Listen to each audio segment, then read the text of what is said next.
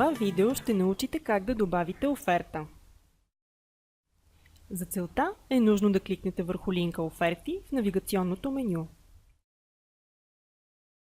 След това натиснете бутона Добави оферта.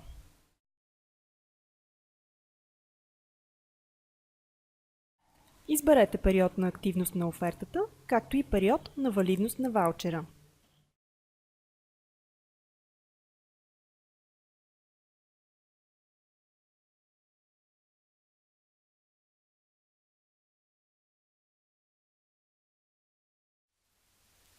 Също така трябва да зададете лимит за максимален брой ваучери.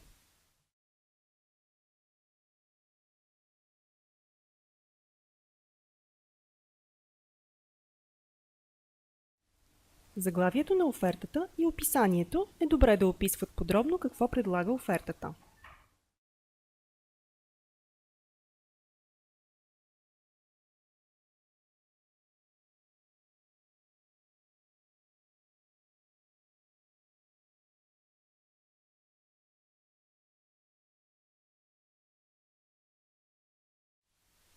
При натискане на бутона Запази чернова, офертата ще остане неактивна, но ще бъде запазена за редакция.